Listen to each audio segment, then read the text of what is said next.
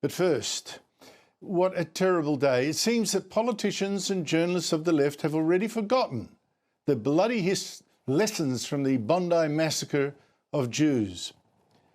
Let me start with the appalling comments today by Andrew Wilkie, one of 3 federal independent MPs today, who said that Israel's President, Isaac Herzog, should not be coming here on Sunday to console the Jewish community.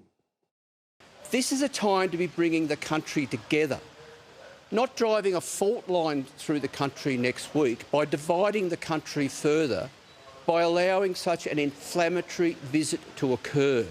Just as things are starting to calm down and settle down, we're going to have this highly inflammatory, emotive, inappropriate visit next week that's going to stir up problems and, in fact, make it less safe for Australia's Jewish Australian community. Can Wilkie hear himself? He's saying that the President of Israel, the world's only Jewish state, should not come to Australia to meet Jews here because some people would get very angry that he's here and they would cause trouble and that even put Jews in danger. And I've got to ask Andrew Wilkie, who exactly are those dangerous and intolerant people who would threaten our Jews? And must we seriously ban a Jewish president from coming to console fellow Jews after a massacre because we fear an explosion from people like that?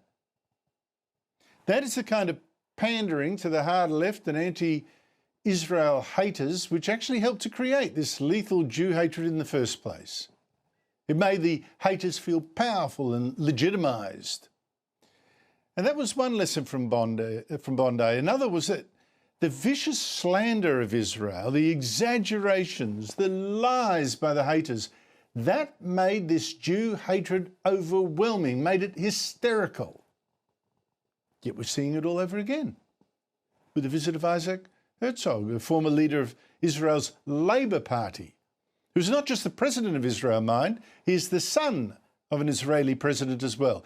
Fanning this fury with him is the ABC, predictably, pumping out attacks on Herzog. The ABC Radio National Breakfast host this morning was almost pleading, it seemed to me, that Herzog be arrested when he lands in Sydney, badgering her guests about it. Chris Sidoti, a current member of the UN Commission of Inquiry on the occupied Palestinian territory, says that Israeli President Isaac Herzog should be arrested by the federal police for the crime of incitement to genocide when he arrives on his visit to Australia next week. Is Australia obliged to take such action under international law? Why does the Australian government think that it is not required to arrest or attempt to arrest President Herzog? Can immunity be foregone when it comes to alleged crimes? 3 guests you in it like that. And here we go again, you know, the hard left, Palestinian activists and professional protesters demonising Herzog.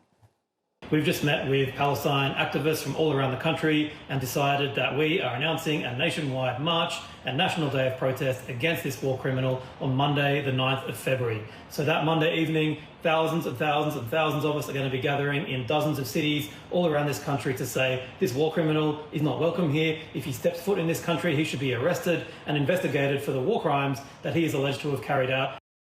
No wonder that we already have a 19-year-old charged with making threats online to kill Herzog, the supposed war criminal and agent of genocide. Now, against this abuse, these ludicrous allegations of war crimes, which I'll fact-check for you in a second, Labor politicians have said disgracefully little, and that's familiar too, right? This is the most that Foreign Minister Penny Wong could tell the ABC in response to those allegations that Herzog is a war criminal, should be arrested. She didn't say, oh, look, you are mad to suggest that. She said, well, let a court decide. I have said previously that Israel will be judged by the International Court of Justice on its compliance with the Genocide Convention. And Federal Labor MP Ed Herzog, he was no better in talking about Herzog's visit. To be completely frank, I'm very uncomfortable with it. 3 New South Wales state Labor MPs even vowed to march against President Herzog, including Stephen Lawrence. He's a ceremonial head of state, but he still occupies a position of unique responsibility and authority. He deliberately blurred the distinction between combatant and civilian. Many people died after he did that. I think those are parts of the reasons why he's been found to have incited genocide. Is this really someone that we want in our country? This is just monstrous. Herzog, who is actually an official guest of the Australian government and President of Israel, is coming to give comfort to Jews who've suffered the worst Jew hatred and worst terrorist attack in our history, and now he's monstered and defamed and threatened as well. So what did the haters actually claim that Herzog did that makes him a war criminal, an inciter of genocide? Well, all agree on one thing. This comment that Herzog once made about Gaza after Hamas slaughtered 1,200 Israelis, beheading men, raping women and murdering children.